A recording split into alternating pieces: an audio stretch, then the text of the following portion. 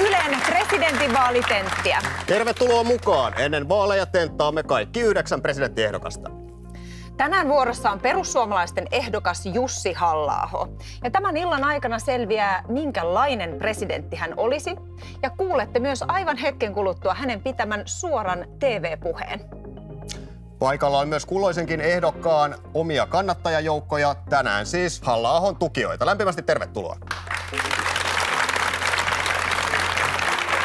Ja meillä on paikalla myös asiantuntijavieraat arvioimassa koko illan kulkua tänään Jenni Karimäki ja Matti Pesu. Ja katsotaan nyt, kuka oikein on illan päätähti Jussi Halla-aho.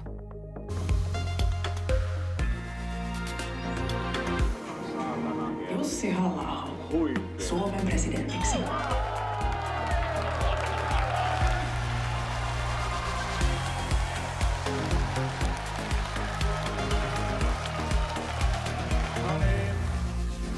Lakiehdotuksen hyväksyminen jaa, hylkääminen ei.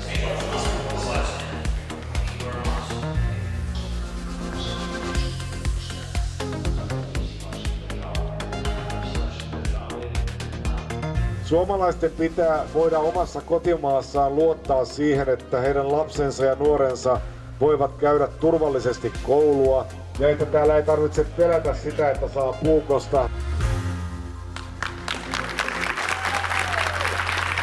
Jussi Halla-aho on eduskunnan puhemies, entinen perussuomalaisten puheenjohtaja ja entinen europarlamentaarikko. Koulutukseltaan Halla-aho on filosofian tohtori. Ennen politiikkaa hän toimi muun muassa tutkijana ja opettajana Helsingin yliopistossa. 52-vuotiaan Halla-ahon perheeseen kuuluu puoliso ja 5 lasta.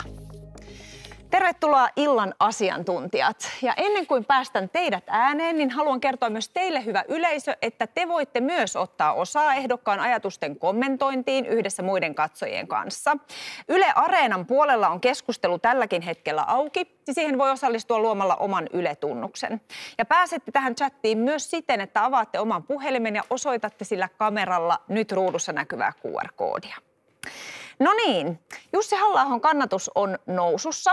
Se oli edellisessä Ylen mittauksessa tuossa joulukuun puolivälissä 10%. Helsingin Sanomien kannatusmittauksessa viime viikolla 13 ja siinä oli 3 prosenttiyksikön nousu. Niin minkälaisista asemista Halla-aho tähän kilpailuun ja viimeisiin viikkoihin lähtee, Jenni Karimäki? No, tämä on ehkä semmoinen, mitä tässä on odoteltu. Syksyn mittaan tuntuu, että tämä kärkikaksikko on ollut aika lailla vakiintunut ja sitten sitä liikettä näissä kannatusmittauksissa on ollut aika vähän. Ja on vähän niin kuin odoteltu sitä, että koska jonkun kannatus sitten sieltä lähtisi nousuun ja Halla-ahon kannatus nyt on sitten tehnyt sitä. Ja kyllähän se tietysti ehdokkaan näkökulmasta on ehdottomasti positiivinen asia tässä vaiheessa, että kannatuskehitys on nousujohteista. Matti Pesu, Halla-ahon slogan näissä vaaleissa on, että Suomen on oltava turvallinen tila. Se tuossa äskenkin vilahti. No se viittaa tietysti turvalliseen Suomeen. Se voi olla myös piikki vokettajille. Minkälainen mielestänne olisi Halla-ahon, jos hän presidentiksi tulisi, niin turvallinen tila Suomi? No, jos ajatellaan Halla-ahon ulko- ja turvallisuuspoliittista profiilia näissä vaalikeskusteluissa, niin voisi ehkä sanoa, että tässä meidän suomalaisessa keskustelukulttuurissa niin Halla-aho on ollut ehkä näistä niin kuin ehdokkaista niin sanotusti haukkamaisimmasta päästä. Eli on korostanut paljon kovaa turvallisuutta, puolustuksen merkitystä, Naton pelotetta. Venäjä-linja on ollut hyvin tiukka. Kaikilla ehdokkailla on aika tiukat Venäjän kannat, mutta Halla-aho on ehkä niin kuin tiukimmasta päästä. Että se ulko- ja turvallisuuspoliittinen profiili rakentuu näin perinteisten kysymysten, kovan turvallisuuden kysymysten ympärille ja joihinkin ehdokkaihin verrattuna tässä on ehkä pientä eroa. Minkälaiset ovat Halla-ahon edellytykset toimia presidenttinä? Jos ajattelee hänen historiansa, hänen puolueensa, painotuksia, niin minkälaisista elementeistä se koostuu? No, kampanja on ainakin tehty hyvin ehkä niin kuin muista ehdokkaista jossain määrin poikkeavalla tavalla siinä mielessä, että siinä korostetaan myös ehdokas Halla-aho on itse korostanut sitä, että jos olet perussuomalaisesti ajatteleva, niin nyt on hyvä äänestää perussuomalaista ehdokasta.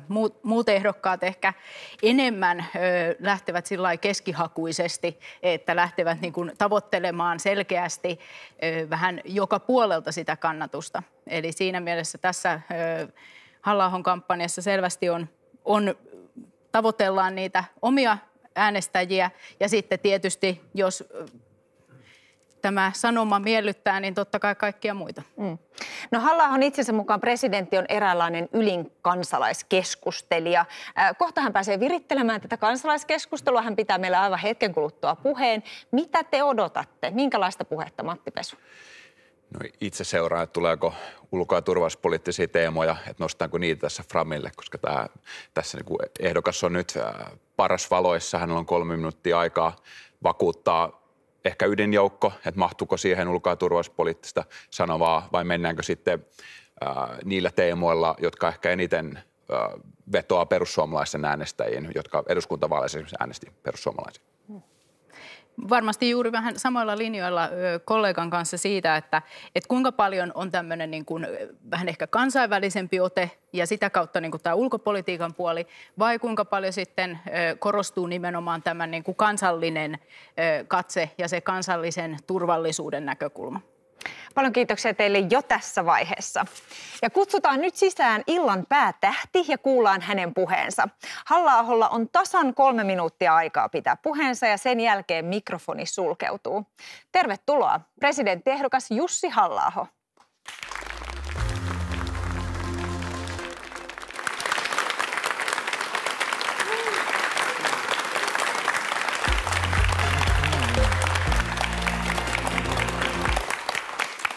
Hyvät suomalaiset, tasavallan presidentin tärkein perustuslakiin kirjattu tehtävä on ulko- ja turvallisuuspolitiikan johtaminen.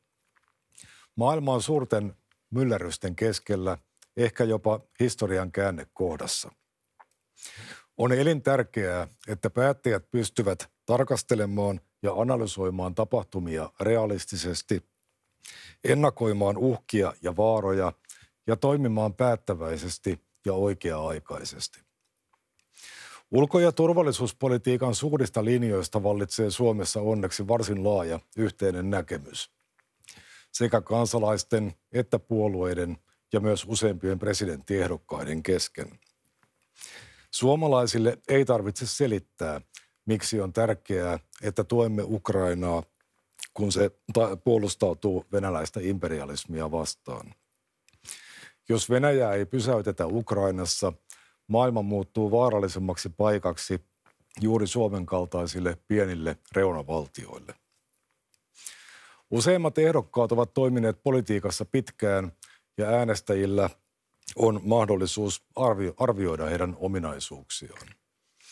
Turvallisuusympäristömme heikkeneminen ja Venäjän liukuminen aggressiiviseksi tyranniaksi on ollut nähtävissä pitkään. Jos tämä on jäänyt joltakulta näkemättä, se kertoo taipumuksesta sinisilmäisyyteen ja hyväuskoisuuteen. Ja juuri niihin meillä ei tulevina vuosina ole varaa. Tasavallan presidentillä on myös tärkeä kirjoittamaton tehtävä keskustelun avaajana ja tärkeiden yhteiskunnallisten kysymysten esille nostajana. Vaikka Suomessa moni asia on globaalissa ja historiallisessa vertailussa hyvin, on myös huolenaiheita, kuten julkinen talous ja kansalaisten talous, koulujen segregoituminen, lisääntyvä ja raaistuva, etenkin nuoriin kohdistuva rikollisuus. Nämä ongelmat on luotu politiikalla ja ne ovat ratkaistavissa politiikalla. Mutta ratkaisujen edellytys on se, että tosiasiat tunnustetaan ja juuri syyt tunnistetaan. Suomi on suomalaisten koti ja turvapaikka maailmassa. Päättäjien, myös tasavallan presidentin, tärkein tehtävä on tunnistaa, ehkäistä ja ratkaista epäkohtia, jotka koskettavat suomalaisia. Huolehtia siitä, että Suomi on turvallinen tila suomalaisille.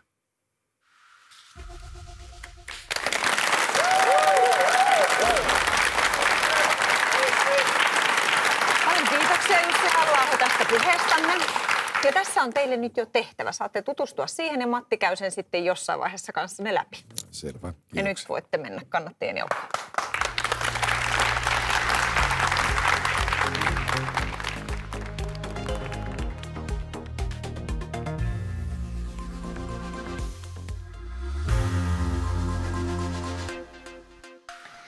No niin, Tentti-sarjan toinen puhe on nyt kuultu. Mitkä ovat ensivaikutelmanne? No kyllähän siinä sitä ulko- ja turvallisuuspolitiikkaa alkuun heti tuli, että lähdettiin aika niin turvallisuuspoliittisella kärjellä. Ja se, että Halla-aho peräänkuulutti, että tarvitaan realismia, ennakointia ja päättäväisyyttä ja voidaan olettaa, että hän katsoo näitä hyveitä edustavansa. Ja tässä tuli musta myös hyvin ilmi se, kun viittasin tuossa äsken, sen aika tiukkaa Venäjän linjaan, että puhuttiin imperialismista, aggressiivisesta tyranniasta, jotka on, ajatellen niin suomalaisen Venäjä-keskustelun historiaa tausta huomioiden, niin kovaa kieltä. Toki on nyt vähän niin kuin valtavirtaa tuon sodan alkamisen jälkeen. Jenni Karimäki, mihin kiinnitit huomiota? No siihen oikeastaan, että tässä, jos ajatellaan sitä puhetta, joka eilen kuultiin ja tätä nyt kuultua, niin molemmissa kiinnitettiin aika paljon huomiota myös tähän niin kuin sisäisen turvallisuuden näkökulmiin. Eli että se ei myöskään äsken kuultu puhe ei keskittynyt pelkästään ulko- ja turvallisuuspolitiikkaan, vaan siinä oli myös tämä turvallisuuspolitiikan näkökulma ehkä sitten siihen niin kuin kansalliseen, sisäiseen turvallisuuteen. Ja siinä mielessä niin kuin hyvin ehkä erilaiset puheet tässä peräkkäisinä päivinä, mutta samoja niin kuin teemoja kosketeltiin kuitenkin. Siellä tuli nimenomaan tätä, jota Halla-aho on koko kampanjansa ajan korostanut tätä, että ei saa olla sinisilmäinen ja pitää olla realistinen kuva siitä, mikä on tilanne. Nyt siellä oli myös, jos oikein tulkitsen ja muistan, niin pieni piikki siihen, että Venäjän kehitys olisi kyllä pitänyt nähdä. Ja ikään kuin korostettiin sitä, että ehdokas itse on nähnyt.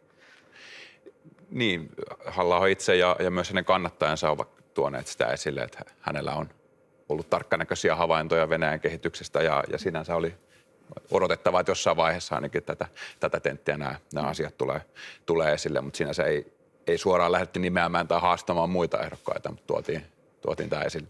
Puhe on aina myös tietysti esiintyminen. Siinä toivotaan ja halutaan vakuuttaa niitäkin kannattajia tai niitä ihmisiä puolelle, jotka eivät vielä ole puolella. Niin kuinka taitava puhe oli siinä mielessä?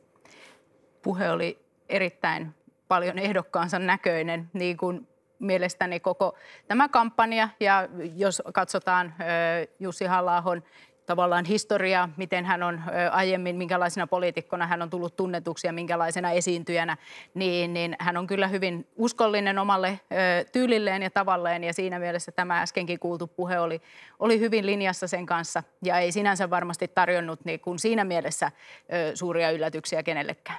Keihin arvelette hänen halunneen erityisesti vedota, koska kannatus nyt tietysti ei ole vielä siellä oman puolueensa kannatuksessa esimerkiksi?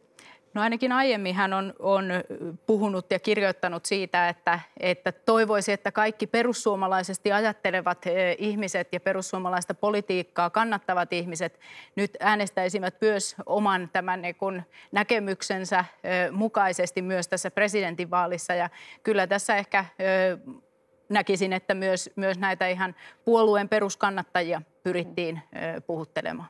No nyt on sitten aivan hetken kuluttua vuorossa tentti. Mihin te kiinnitätte huomiota tässä tentissä?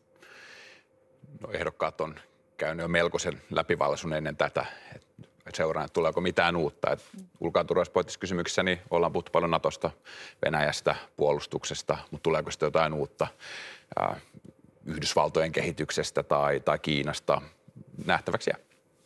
Ehkä se, että tuleeko mitään siihen keskihakuisuuteen viittaavaa, eli siihen, että pyrittäisiin niin kuin, jollain tavalla asemoitumaan niin kuin usein tässä suoran kansanvaalin historiassa ehdokkaat, jotka toisella kierroksella ovat esimerkiksi olleet vastakkain, niin ovat olleet edustaneet joko keskusta-vasemmistoa, keskusta-oikeistoa, ja se on johtanut siihen, että ehdokkaat paljon pyrkii vähän semmoiseen keskustahakuiseen retoriikkaan ja näkemyksiin ja kannanottoihin, niin katsotaan. Sen näemme nyt. Nimittäin nyt on vuorossa yksi illan odotetuimmista hetkistä, reilun puolen tunnin tentti. Olkaa hyvät.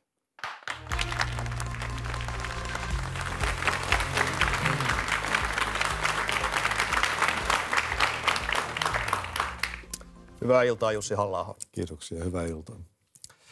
Olette sanonut, että näissä vaaleissa ihmiset eivät ole ennen kaikkea valitsemassa ulko- ja turvallisuuspolitiikan johtajaa, vaan pikemminkin tällaista ylintä kansalaiskeskustelijaa. Niin mitä tarkoitatte tällä? Tarkoitan sitä, että vaikka nykyinen perustuslaki melko tiukasti rajaa presidentin toimivaltuudet ulko- ja turvallisuuspolitiikan johtamiseen, niin vaikka nämä teemat ovat toki mielenkiintoisia ja näinä aikoina entistäkin mielenkiintoisempia, niin ne tuskin yksin riittävät selittämään sitä, että presidentinvaaleissa äänestysaktiivisuus on myös rauhallisempina aikoina ollut huomattavan korkea verrattuna muihin vaaleihin. Ja tämä antaa aiheen olettaa, että kansalaiset mieltävät presidentin kuitenkin paljon monitahoisempana instituutiona kuin pelkkänä teknisenä ulko- ja turvallisuuspolitiikan johtajana. Näistä ulko- ja turvallisuuspolitiikan ulkopuolella olevista aiheista, niin te korostatte erityisesti sananvapauden merkitystä. Olette korostanut myös tämän kampanjanne aikana. Niin mitä sellaista pitäisi saada vapaammin sanoa, mitä nyt ei voi syystä tai toisesta sanoa? Vallitsee varmaan aika laaja yhteinen näkemys siitä, että muista ihmisistä ei saa esittää valheellisia väittämiä. En voi esimerkiksi kutsua ihmistä pedofiiliksi, ellei ole vahvoja perusteita sille, että hän todella olisi sellainen. En usko, että kukaan pitää tällaisia lausuntoja sananvapauden piiriin kuuluvana. Rikoksiin yllyttäminen, rikoksilla uhkaaminen ei mielestäni kuulu sananvapauden piiriin. Mutta mitä tahansa ilmiötä, ideologiaa, aatetta, uskontoa on voitava kritisoida vapaasti. Viittasitte tosiaan tuohon, että viime aikoina olette tehnyt 2 rikosilmoitusta ihmisistä, jotka ovat sosiaalisessa mediassa kutsuneet teitä fasistiksi. Niin eikö tämä vallanpitäjien kovakin arvostelu ole sananvapauden ydintä? En pidä tätä sen enempää kritiikkinä tai arvosteluna kuin olisi kritiikkiä tai arvostelua syyttää jotakuta pedofiiliksi, johon äsken juuri viittasin.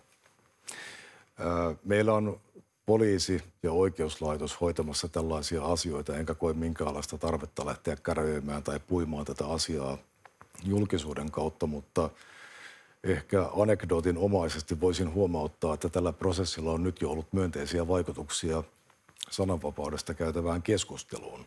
Millä tavalla? Sillä tavalla, että ainakin viimeisten 15 vuoden ajan media ja ehkä poliittinen vasemmisto ovat läksyttäneet minua ja perussuomalaisia siitä, että sananvapauteen kuuluu sanan vastuu, että sananvapaus ei tarkoita oikeutta loukata ja että kovaakin kritiikkiä pitää osata esittää loukkaamatta.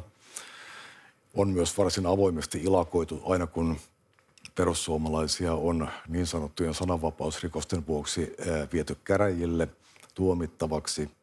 Nyt kelkka onkin kääntynyt 180 astetta ja kaikki kannattavat rajatonta sananvapautta ja tätä voidaan pitää myönteisenä kehityksenä.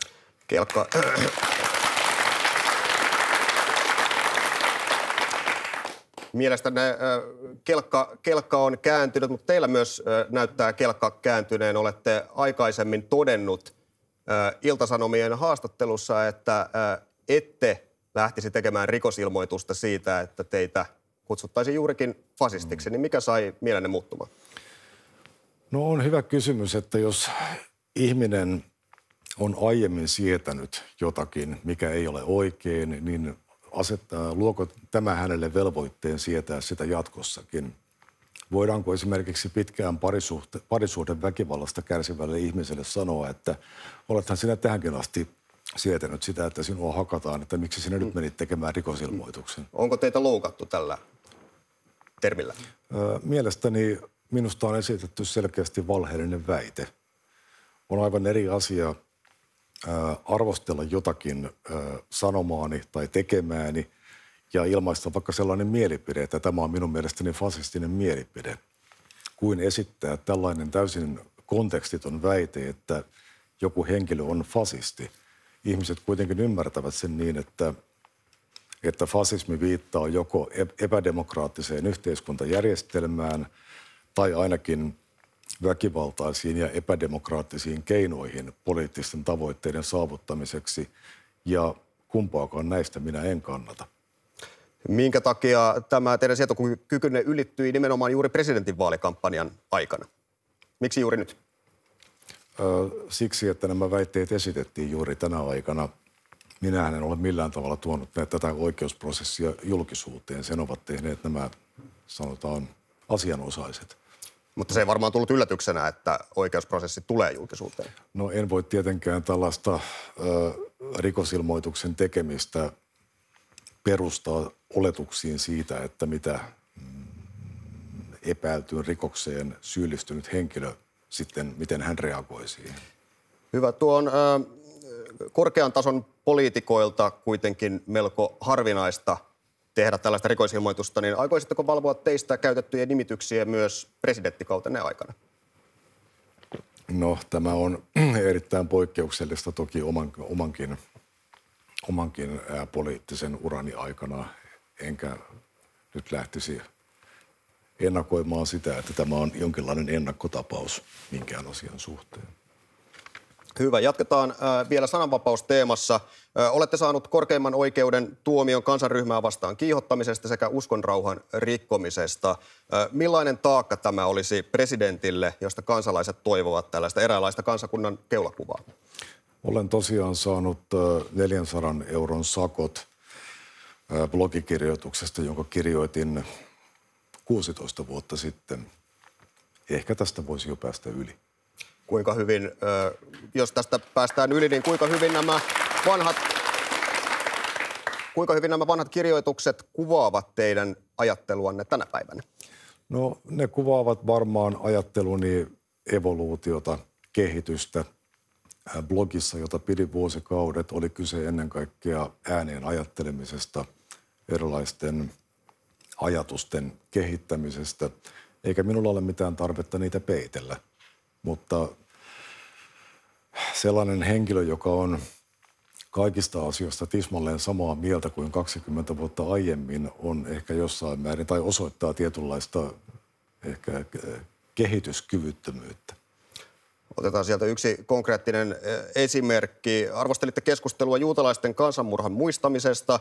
Piditte sitä holohölinänä ja vanhojen luukasojen kaiveluna, joka näyttää mielestänne tyhmältä ja on esteenä käynnissä oleviin kansanmurhiin puuttumiselle. Niin ovatko mielipiteenne tämän asian suhteen muuttuneet? No missään tapauksessa on tietenkään ilmaisisi tänä päivänä asiaa samalla tavoin kuin ilmaisin, oliko tuo nyt 20 vuotta sitten kirjoitettu tuo kyseinen blogikirjoitus.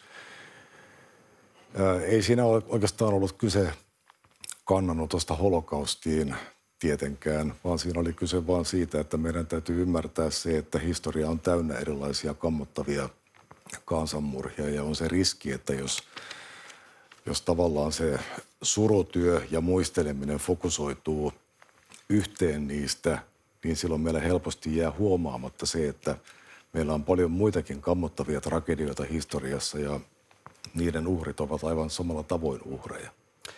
Hyvä. Siirrytään sitten presidentin tehtävän ytimeen, eli ulko- ja turvallisuuspolitiikkaan.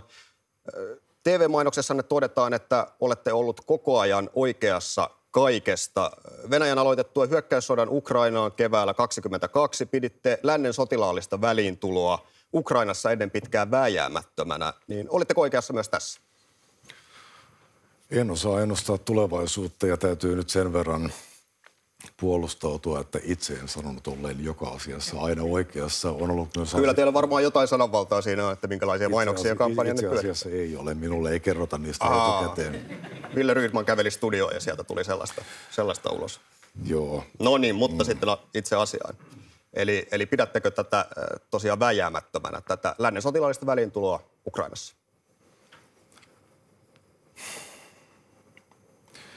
Tämä on nyt vähän tietynlainen ansa tämä kysymys. Minun on siihen vastatessani hiukan pohdittava sitä, että mitä seuraa erilaisista vastauksista. Kukaan ei halua konfliktia, mutta on toisaalta aivan selvää, että Venäjä ei puhumalla lopeta tätä hyökkäystä. Eli Venäjän täytyy hävitä tämä sota Ukrainassa tavalla tai toisella. Ja olen iloinen siitä, että länsimaat ovat kaikesta epäröinnistään ja asiaan liittyneistä hankaluuksista huolimatta pystynyt tukemaan Ukrainaa niinkin voimaperäisesti kuin se on pystynyt. Mutta tämä joukkojen vieminen Ukrainaan, te tosiaan siihen suuntaan vihjasitte tuolloin keväällä, kun toimitte ulkoasiainvaliokunnan puheenjohtajana. Ette halua kertoa mielipidettänne, että pitäisikö näin tehdä? No on eri asia se, että mitä olisi järkevää tehdä tämän konfliktin lopettamiseksi ja minkä sanominen taas on poliittisesti mahdollista ja järkevää. Pidän aivan selvänä, että Venäjä ei missään oloissa ota riskiä suoraan konfliktiin joutumisesta NATO-maiden kanssa. Ja pidän myös täysin selvänä, että jos Ukraina olisi hyväksytty Naton jäseneksi, niin tämä sota ei olisi koskaan alkanut. Ja pidän myös täysin selvänä sitä, että jos Ukrainassa olisi NATOon kuuluvien maiden joukkoja missä tahansa funktiossa tai roolissa, niin Venäjä ei ottaisi riskiä konfliktiin joutumisesta niiden kanssa. Tämä on minun mielipiteeni tästä asiasta. Te hieman vapaammin pohdiskelitte silloin tosiaan keväällä 2022. Oliko se ulkoasiainvaliokunnan puheenjohtajana toimiessa harkitsematonta, että lähdette tällaista esittämään? Minun mielestäni oli harmillista se, että koko viime vuoden ajan käytin varsin paljon aikaa tämän sodan tai lähinnä tähän sotaan liittyvien poliittisten kuvioiden analysoimiseen ja pohtimiseen. Ja ne eivät juurikaan päätyneet laajempaan julkiseen keskusteluun, kun taas sitten muutama ehkä varomattomasti aseteltu sana yksittäisissä kommenteissa aiheutti valtavan myllytyksen. Siinä oli tosiaan muutama harkitsemattomasti muotoiltu sana, mutta erittäin vakavassa ulko- ja turvallisuuspoliittisessa tilanteessa ulko- ja turvallisuuspolitiikan johtotehtävässä, niin voiko äänestäjä luottaa siihen, että tiukassa tilanteessa Mäntyniemestä ei lähtisi maailmalle harkitsemattomia viestejä? No jokainen ihminen tietysti parhaansa mukaan mukautuu niihin rooleihin ja tehtäviin, joita hän kulloinkin suorittaa. Itse puhun nykyään monista asioista eri tavalla kuin puhuin rivikansanedustajana ja tuolloin puhuin asioista eri tavalla kuin puhuin rivikansalaisena ennen poliittista uraani. Eli presidenttinä tällaista ei tapahtuisi. Mutta haluan myös toisaalta huomauttaa, että kun esitin juuri ennen sodan alkamista kommentteja esimerkiksi siitä, että Venäjän hyökkäyksen toteutuessa länsimaiden pitäisi toimittaa Ukrainalle sotilaallista ja materiaalista apua, niin tämä aiheutti myös tietyillä tahoilla voimakasta paheksuntaa ja tyrmistystä, ja nyt kukaan ei ole sitä mieltä, että näin ei olisi pitänyt toimia. Palataan vielä siihen, että kun te joudutte elämässä tiukkoihin paikkoihin, joudutte ratkaisemaan jotain tällaista visaista pulmaa, niin mistä te haette tukea ja apua ajattelullenne? Kyllä minä olen tottunut politiikassa ja yhteiskunnallisena toimijana muutenkin luottamaan omaan harkintakykyyn ja omaan ajatteluun. Niin minulla ei ole sellaista vakiintunutta neuvonantajarinkiä, jonka kanssa punnitsisin näitä asioita. On toki hyviä ystäviä ja kollegoita, joiden kanssa asioista keskustelen, mutta ennen kaikkea ne prosessit tapahtuvat oman pääni sisällä. Siirrytään sitten tehtävään, jonka saitte puheenne jälkeen. Minkälainen prosessi pään sisällä sen jälkeen lähti käyntiin? Tehtävä kuului siis näin. Suomi osallistuu Naton rauhanajan tehtäviin ja tunnistustehtävässä epäselvissä oloissa suomalainen hävittäjä putoaa Itämereen. Miten toimitte? No, meillä on tähän liittyen muutama sellainen ennakkotapaus kuluneiden 1,5 vuoden ajalta, joista on syytä ottaa oppia. Yksi oli se, jossa ukrainalaisen ilmatorjuntaohjuksen jäänteet putosivat Puolan puolelle. Ja monilla tahoilla ensimmäinen oletus oli se, että kyseessä oli venäläinen ohjus. Ja toinen oli sitten tämä Nord Stream 2 räjäyttäminen, ja myös tämän datakaapelin vaurioituminen Itämeren pohjassa. Monet niin sanotusti loikkasivat varsin nopeasti johtopäätöksiin ja näiden tapausten syyt olivat heidän mielestään selville ja lähdettiin hyvin voimaperäisesti kommentoimaan asioita. Epäselvissä oloissa täytyy ymmärtää ja muistaa se, että tilanne on epäselvä. Ja ensimmäinen asia, joka pitää tällaisessa kuvatun kaltaisessa skenaariossa tietenkin tehdä, on, että otetaan selvää, mitä on tapahtunut. Jäitä hattuun. Näin minä toimisin, kyllä. Kenen kanssa lähtisi tätä tilannetta presidenttinä ratkomaan? No meillä on onneksi paljon tiedustelutoimintaa harjoittavia viranomaisia, joilta päätöksentekijät saavat kullanarvoista ja jopa tehtävänsä suorittamisen kannalta elintärkeää tietoa. Kyllähän päätösten pitää perustua parhaaseen saatavilla olevaan tietoon, oli sitten kyseessä eduskunta tai hallitus tai tasavallan presidentti. Mikä olisi tällaisessa tilanteessa se keskeisin asia, josta viestisitte presidenttinä kansalaisille?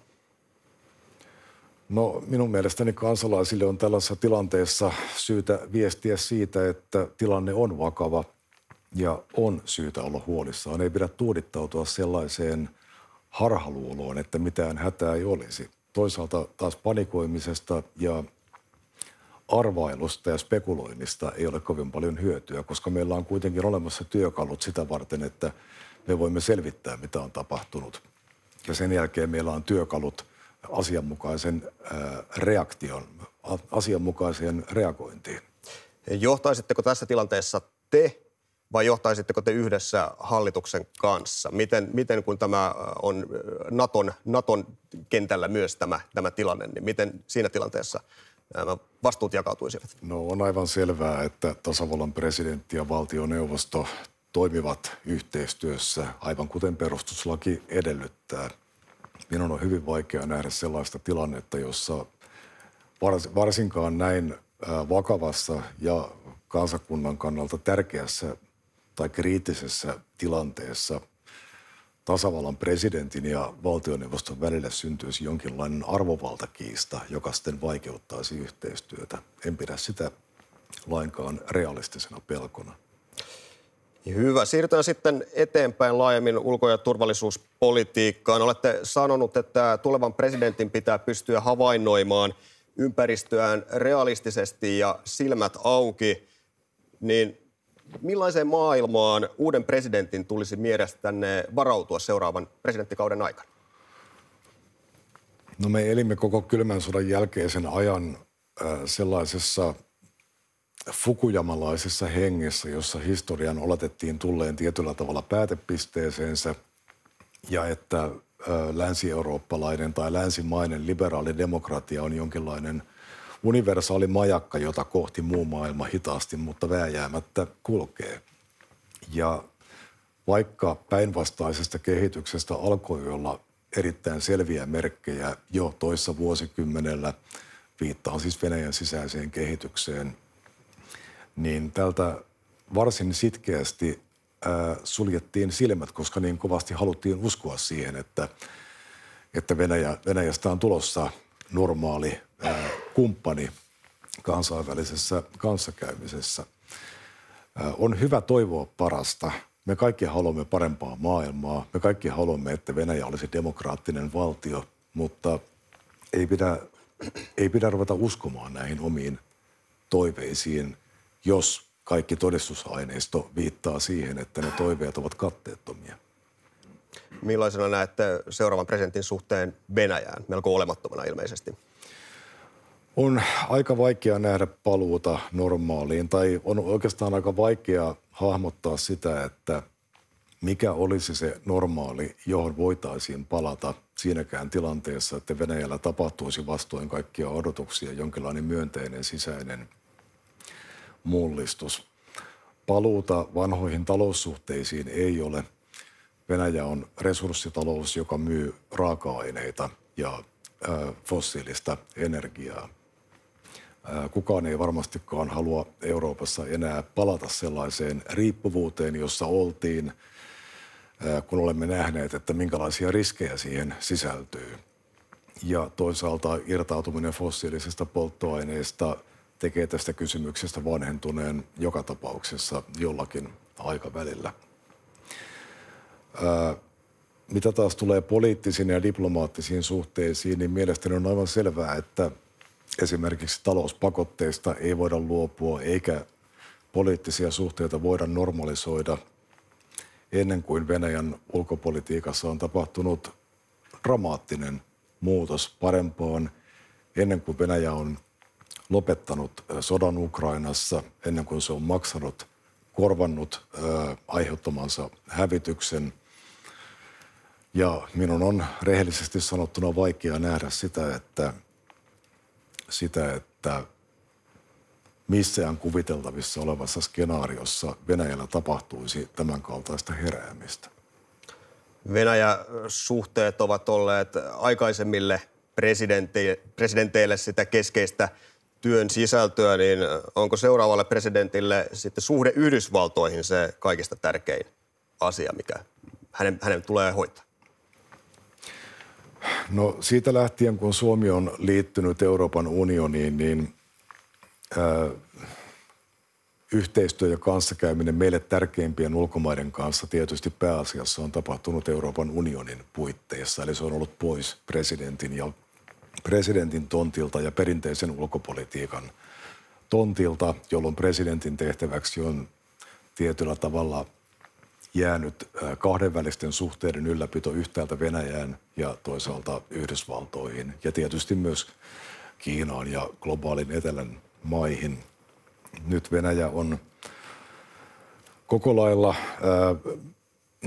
poliittisesti ja taloudellisesti eristäytynyt tai eristetty muusta maailmasta, joten on luonnollista, että tasavallan presidentin tehtävissä nimenomaan kahdenvälisten suhteiden kehittäminen ja vaaliminen meidän tärkeimmän liittolaisemme eli Yhdysvaltain ja Ison-Britannian kanssa korostuu. Mainitsitte tuossa myös suhteet Kiinaan. Suomi ja muut länsimaat ovat katkoneet taloudellisia siteitä Venäjään, mutta te olette painottanut, että länsimaiden riippuvuutta myös Kiinasta olisi purettava. Miten te presidenttinä lähtisitte tätä edistämään? Tämähän on taustaksi hyvä todeta se, että vielä muutama vuosi sitten ajatus energiayhteistyön lopettamisesta Venäjän kanssa tyrmättiin yhtäältä pelotteluna ja toisaalta mahdottomana, koska me olemme olleet niin riippuvaisia venäläisestä energiasta. No sitten kun tapahtuu poliittisella tasolla jotain, joka pakottaa reagoimaan kauppapoliittisilla toimilla, niin kyllähän me selviydymme sitä irtaantumisesta.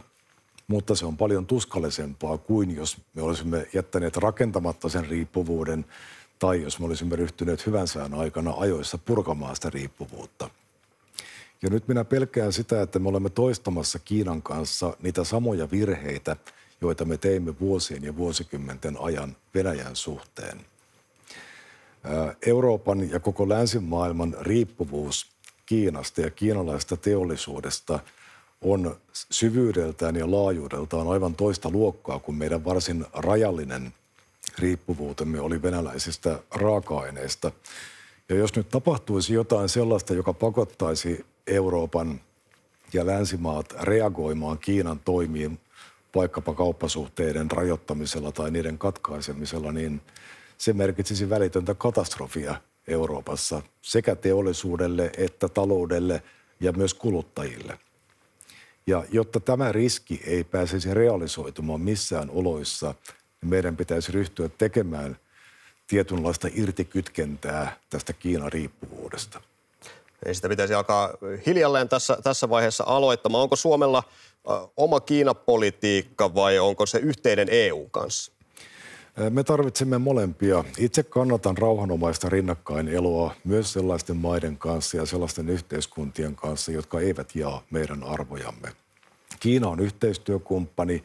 Kiinan kanssa voidaan tehdä paljon molempia osapuolia hyödyttävää yhteistyötä, myös kaupallista yhteistyötä. Enkä missään tapauksessa sano, että Kiinaa pitäisi rankaista etukäteen jostain, mitä se ehkä on tekemässä tulevaisuudessa. Mutta riski on siinä, että jos Kiina laskee, että me olemme liian riippuvaisia Kiinasta voidaksemme reagoida vaikkapa kauppapoliittisilla toimilla johonkin, mitä Kiina kenties haluaisi tehdä esimerkiksi Taiwanissa, niin se madaltaa kiinalaisten kynnystä lähteä tällaisen seikkailupolitiikan tielle. Näkisin, että paras tapa, tai ainakin tärkein asia, jonka me voimme tehdä rauhan ylläpitämiseksi sekä maailmassa yleisesti että Aasiassa erityisesti, on se, että me emme anna tavallaan tällaista pelikorttia kiinalaisille, siis tätä meidän riippuvuuttamme kiinalaisesta teollisuudesta. Ja tässä täytyy myös muistaa se, että teollisuuden kotiuttaminen Kiinasta takaisin Eurooppaan palvelee myös meidän talouttamme, eurooppalaista ja suomalaista työllisyyttä, ja lopuksi se palvelee myös meidän ilmastotavoitteitamme. Ilmastotavoitteet siellä mainittu. Tuossa oli myös, mentiin jo hieman tähän EU-keskusteluun. Tehdäänpä nyt selväksi se, että onko presidentti Halla-ahon mielestä Suomen EU-ero hyvä pitkän aikavälin strateginen tavoite? Se lukee edelleen perussuomalaisten edellisten eurovaalien ohjelmassa. 2019 eurovaaliohjelma, joo. Tämän asian suhteen ei ole tehty uutta linjausta, mutta toisaalta me olemme tehneet täysin selväksi kaikilla tasoilla, sekä puolueen johto että minä henkilökohtaisesti, että me emme näe tätä tavoitetta millään tavoin ajankohtaisena, emmekä edes toivottavana tässä tilanteessa, mutta me haluamme jatkaa kriittistä keskustelua EU:n kehityksessä siltä osin, kun se on ristiriidassa meidän kansallisen etumme kanssa. Meillä ei ole periaatteellista ongelmaa Euroopan unionin kanssa, mutta me näemme, että vallitsevassa kehityksessä poliittinen integraatio EU:ssa kaventaa suomalaisten mahdollisuuksia vaikuttaa äänestämällä vaaleissa heitä itseään välittömästi koskettaviin asioihin. Ja erilaisia kriisejä, kuten koronakriisiä verukkeena käyttäen EUsta on rakennettu jatkuvasti, se on kehittynyt jatkuvasti tulonsiirtounionin suuntaan, joka ei voi olla Suomen kaltaisen pienen nettomaksajan maan kansallisen edun mukaista. Hyvä, eli teillä on tällainen, säilytätte tällaisen EU-ero-option siellä edelleen. Ukraina sen sijaan haluaisi liittyä. Mitä ajattelette Ukrainan EU-jäsenyydestä? Mielestäni on tärkeää, että Ukrainalle avataan tie kohti EU-jäsenyyttä. Olen tästä puhunut myös heidän kanssaan kahden kesken ja painottanut sitä, että meille on tärkeää se, että se polku koostuu vaiheista. Ja kummankin osapuolen, sekä Ukrainan että EU:n, on voitava luottaa siihen, että se, mitä sovitaan, pitää. Toisin sanoen, jos Ukraina täyttää yhden vaiheen kriteerit, niin silloin prosessi liikkuu eteenpäin. Toisaalta meidän omien kansalaistemme on voitava luottaa siihen, että jos Ukraina ei täytä niitä kriteereitä, niin silloin prosessi ei liiku eteenpäin. Meidän ei pidä antaa katteettomia lupauksia ukrainalaisille, mutta näen, että Ukrainan integroiminen läntisiin instituutioihin on meidän oman turvallisuutemme kannalta, pitkän tähtäyksen tulevaisuutemme kannalta välttämätöntä. Myös Suomen turvallisuuden kannalta. Kyllä, myös meidän turvallisuutemme kannalta. Sitten mennään vielä lyhyesti NATOon. Johditte ulkoasiainvaliokuntaa Suomen hakiessa NATOn jäseneksi ja tulevalla presidentillä on keskeinen rooli Suomen NATO-politiikassa. Niin millaista politiikkaa, pyydän tiivistä vastausta siitä, että millaista politiikkaa Suomen pitäisi NATOn sisällä ajaa? Suomi ensinnäkin pysyy samana Suomena myös NATOn jäsenenä. Meidän ei tarvitse rakentaa mitään erityistä NATO-profiilia. Meillä on suomalainen profiili myös NATOn jäsenenä. Meidän tulee muistaa se, miksi me kuulumme NATOon ja mitä varten NATO on olemassa. NATO on olemassa luomassa sotilaallista pidäkettä ja pelotetta, jotta konfliktia ei syntyisi. Ja näin ollen on meidän oman intressimme mukaista, että NATO on mahdollisimman vahva, että pelote on mahdollisimman vahva. Silloin on kaikkein suurin todennäköisyys sille, että me emme koskaan ajaudu konfliktiin minkään ulkopuolisen uhan, eli siis tässä tapauksessa Venäjän kanssa. Millaista tukea meidän pitäisi olla valmis antamaan muille NATO-maille? Tähän oikeastaan pätee juuri se, mitä äsken sanoin. Suomen pitää tehdä oma kohtuullinen kontribuutionsa, paitsi omaan kansalliseen turvallisuuteensa, niin myös kollektiiviseen turvallisuuteen, koska se kaikki palvelee Suomen omaa turvallisuutta. Ja millaisiin NATO-tehtäviin suomalaisia reserviläisiä tultaisiin jatkossa lähettämään? No, on esitetty huolia siitä, että lähetettäisiinkö suomalaisia reserviläisiä NATO-alueen ulkopuolelle joihinkin tehtäviin. Tässä kohdassa on hyvä huomauttaa, että kaikki NATO-maat eivät ole tähän astikaan osallistuneet Naton operaatioihin NATO-maiden ulkopuolella. Toisaalta Suomi on osallistunut niihin olematta Naton jäsen, joten tämä ei oikeastaan liity NATO-jäsenyyteen juurikaan tämä kysymys. Entä kuinka aktiivisen roolin Suomen tulisi ottaa Naton ydinasepolitiikassa? Naton kollektiivinen strateginen pelote viime kädessä perustuu Yhdysvaltain suorituskykyyn ja Yhdysvaltain strategisiin ydinaseisiin. Tämä on tosiasia ja pitäisin vähän tekopyhänä ja vapaamatkustamisena, jos Suomi yhtäältä haluaa nauttia kollektiivisen puolustuksen ja pelotteen tuomasta turvallisuudesta, mutta irtisanoutuisi jostakin sen täysin keskeisestä komponentista, eli ydinaseista. Mutta tässä on hyvä muistuttaa, että kenelläkään, tai siis Yhdysvalloilla, jolle nämä ydinaseet kuuluvat, ei ole pienintäkään intressiä sijoittaa niitä ydinaseita Suomeen. Kysytään sitten vielä lopuksi presidentin arvojohtajuudesta, niin miten tiivistäisitte sen, että mitkä arvot teitä presidenttinä ohjaisivat? Minä en oikein pidä tästä sanasta arvo, koska koen, että siitä on tullut enemmän tai vähemmän synonyymi mielipiteelle. Kaikki omasta mielestään kannattavat mielipiteen vapautta, joten he alkavat kutsua omia mielipiteitään arvoiksi, koska arvoista taas ei voi keskustella, vaan ne pitäisi jotenkin hyväksyä sitten sellaisenaan. Me varmaan jaamme aika lailla yhteisen arvomaailman täällä kaikki, riippumatta poliittisista preferensseistämme, koska me olemme kaikki tämän saman suomalaisen kulttuurin tuotteita ja meillä on jokseenkin yhteinen näkemys siitä, mikä on oikein ja mikä on väärin ja mikä on hyvää ja mikä on pahaa. En lähtisi mielelläni siihen, että luetellaan kolme tärkeintä arvoa, joka tuntuu olevan vakiokysymys kaikissa presidentinvaaleihin liittyvissä haastatteluissa. Eli perinteiset, miten tiivistäisitte sen samat arvot, jotka ohjaavat muitakin, perinteiset suomalaiset arvot, miten sen tiivistäisitte? No näin se varmaan voisi sanoa. Minun mielestäni niistä arvoista ei ole syytä tehdä sen suurempaa numeroa. Yhteiskuntaan mahtuu monenlaisia mielipiteitä ja ehkä yhtenä tärkeänä suomalaisena arvona voidaan pitää myös sitä, että hyväksytään se, että kaikki ihmiset eivät ole tavoitteista samaa mieltä, eivätkä ole keinoista tavoitteiden saavuttamiseksi samaa mieltä. Ja näiden erimielisyyksien ratkaisemiseksi meillä on erinomainen järjestelmä nimeltä demokratia ja vaalit, jossa ihmiset voivat kanavoida omia mielipiteitään poliittiseksi vaikuttamiseksi.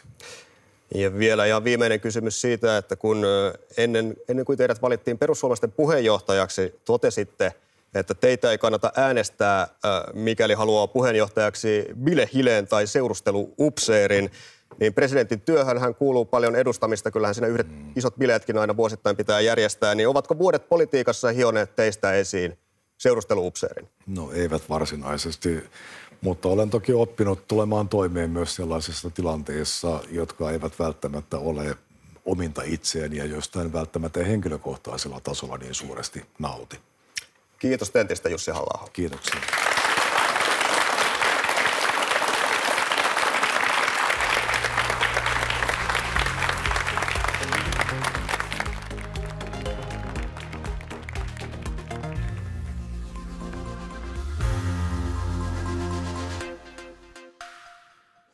No niin, siinä kuultiin tiukkaa asiaa. Siellä oli sananvapaudesta, oli arvoista, ulkopolitiikasta. Mitkä ovat ensivaikutelmanne siitä, että miten Jussi Halla-ahon tentti meni? Jenni Karimäki.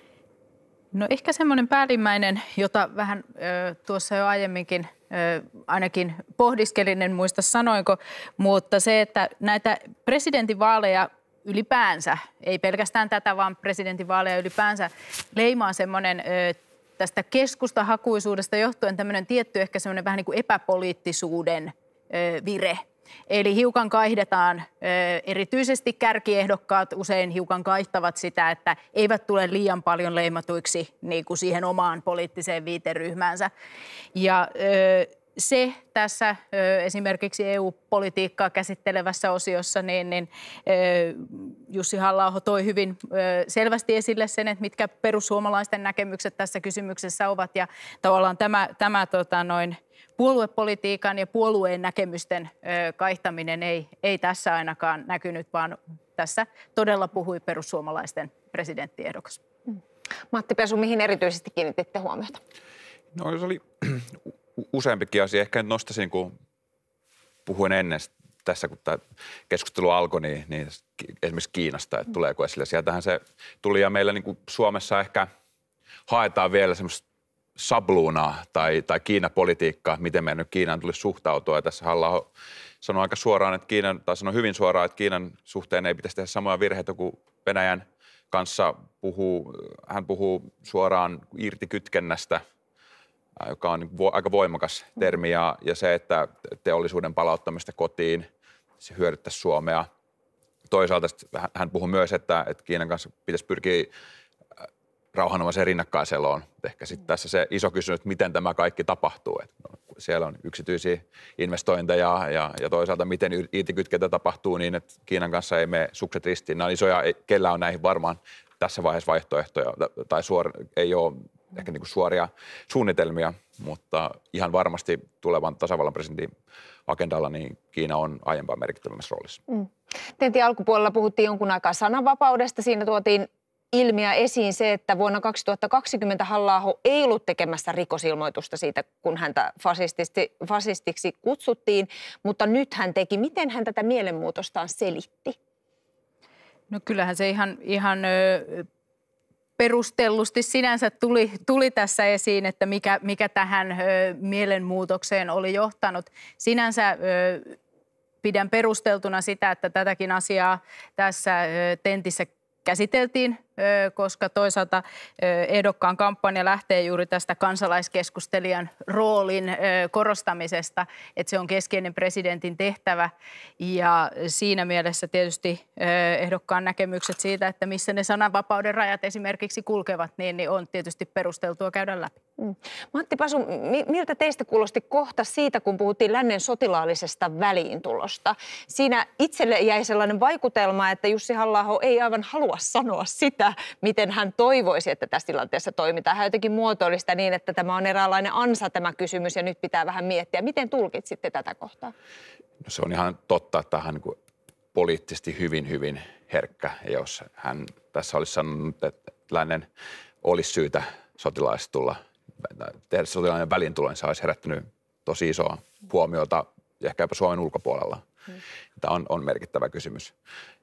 Tässä on ehkä niin kuin yleisesti niin Halla-aho tässä puhuu Ukrainan voitosta edelleen. Että meillä on vähän lännessä aika nopeasti se, sanotaan tietynlainen triumfialismi vaihtui semmoiseen synkistelyyn, että niin kuin, tämä linja tässä niin kuin suoraan niin kuin voitosta puhuminen ehkä poikkeaa siitä niin kuin synkistelystä, mitä viime kuukausina on nähty ja kuultu. No ylipäätään tässäkin sekä kysymyksissä että vastauksissa korostettiin tätä realistista käsitystä siitä, että mikä on tilanne. Se pitää nähdä, pitää pystyä myös ennakoimaan asioita.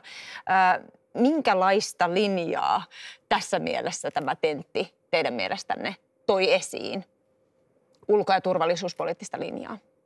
No tietysti siinä oli tämmöinen myös hieman taaksepäin katsova vire siinä, että vaikka tosiaan niin kuin Matti Pesu tuossa aiemmin jo sanoi, että ketään ehdokkaita nyt tässä erikseen ei sanottu, että ketkä sinne taaksepäin tai kenellä ehkä sitten ne aiemmat kannat on olleet sellaisia, joita olisi ollut jo silloin aikanaan tarpeen tarkastella, niin tietysti tässä sellainen niin kuin asemoituminen ehdokasjoukon kesken tapahtuu siinä, että tuodaan esiin se, että realismia tältä ehdokkaalta löytyy ja sitä ehkä hänen näkemyksissään ei kaikilta aina ole löytynyt. Lyhyesti vielä haluan tähän loppuun kysyä teidän arvioitanne siitä, että mihin suuntaan tämä ilta nyt Halla-ahon mahdollisuuksia sysäsi. Eli onko hänellä paremmat vai huonommat mahdollisuudet tämän illan jälkeen, tämän tentin jälkeen presidentin tehtävään? Sanoisin, että varmaan aika samanlaiset kuin tämä ennenkin tätä. en mäkään nyt tässä näe, että mitään maailmoja mullistavaa ehkä tämän illan aikana olisi tullut. Toki tietyissä asiakysymyksissä varmasti syvempää näkemystä tai syvempi katse siihen, mitä ehdokas ajattelee. Ajatellen, että nyt katsojia on paljon, myös sellaisia, jotka aiempia tenttejä tai muita eivät tähän mennessä ole seuranneet. Paljon kiitoksia teille näistä näkemyksistänne. Ja lopuksi esitämme ehdokas Halla-aholle vielä ne kysymykset, joita me emme itse ole keksineet kysyä. Teiltä on tullut satoja kysymyksiä. 1000 kiitokset niistä. Jussi Halla-aho, oletteko valmis yleisökysymyksiin? Teen parhaani. Teet parhaasi. Hyvä. Mitä haluaisit suomalaisten lasten oppivan sinulta? Kylläpä on mahdottoman vaikea kysymys. Mitäköhän opetettavaa minulla olisi suomalaisille lapsille? Saatte jäädä miettimään tätä hetken aikaa. Kysyn seuraavan kysymyksen, joka on mahdollisesti helpompi. Mennään seuraavaan kysymykseen. Tulisiko Suomen tavoitella toisen maailmansodan jälkeen luovutettuja Karjalan alueita takaisin Venäjältä? En pidä tätä kovin realistisena tavoitteena. Voihan Suomi tietysti ilmoittaa ne haluavansa, mutta en usko, että se johtaa mihinkään. Se on minun mielestäni, se oli historiallinen vääryys, että nämä alueet ryöstettiin Suomelta ja se on tietynlainen kansakunnallinen trauma myös uskoisin edelleen ja tulee olemaan pitkälle tulevaisuuteen. Että en olisi myöskään valmis sanomaan, että tämä asia nyt on loppuun käsitelty ja että tämä on meidän mielestämme ihan hyvä näin, mutta en pidä tätä kovinkaan realistisena tai hedelmällisenä poliittisena tavoitteena. Seuraava kysymys. Ulottaisit syntyperävaatimuksen koskemaan myös kansanedustajia. Onko lapsesta asti Suomessa asunut Suomen kansalainen jotenkin vähemmän suomalainen kuin ne, ketkä ovat syntyneet täällä? No ilmeisesti nykyisenkin lain puitteissa, koska lapsena tänne muuttanut henkilö ei voi pyrkiä presidentiksi, kun taas täällä syntynyt henkilö voi pyrkiä presidentiksi. Enkä näe, mikä periaatteellinen ero tässä olisi sitten siihen, että sama syntyperäisyysvaatimus ulotettaisiin myös ministereihin, joilla se oli 80-luvun loppuun asti, tai kansanedustajiin. Mutta vaalikoneessa, johon tässä viitataan, ilmaisin, että näin voisi mielestäni hyvin olla. Minulla ei olisi sen kanssa mitään ongelmaa, mutta tämä ei ollut vaatimus, eikä minulla myöskään ole aikeita lähteä tällaista perustuslain muutosta edistämään. Miten onnistut yhdistämään kansan, koska varmasti olet ehdokas, joka jakaa mielipiteitä?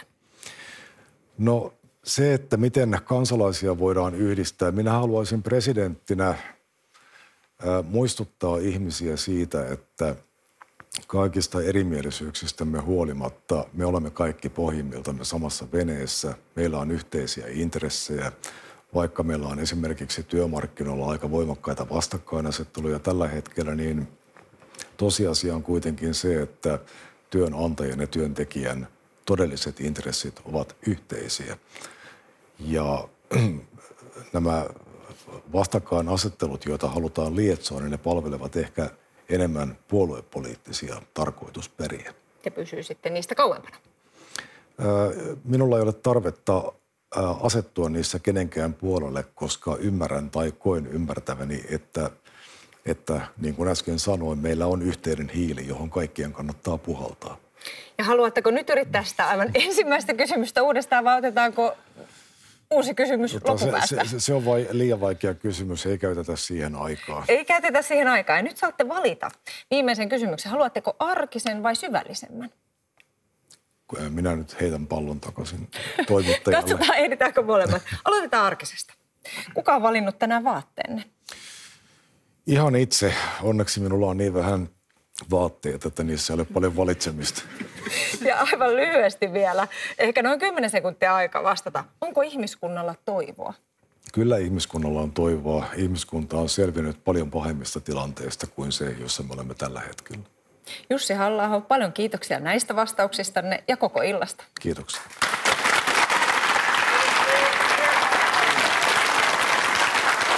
Kiitos seurasta, hyvä yleisö. Tentti-sarjamme jatkuu taas huomenna, kun tentattavaksi saapuu presidenttiehdokas Mika Aaltola. Ja sillä välin kannattaa tutustua Ylen vaalikoneeseen ja voitte myös huomenna aamulla seurata analyysiä tästä tentistä. Sitä voitte tehdä TVn puolella Ylen aamussa ja radion puolella Ykkösaamussa. Paljon kiitoksia seurasta tänään ja nähdään huomenna. Kiitos seurasta ja näkemiin.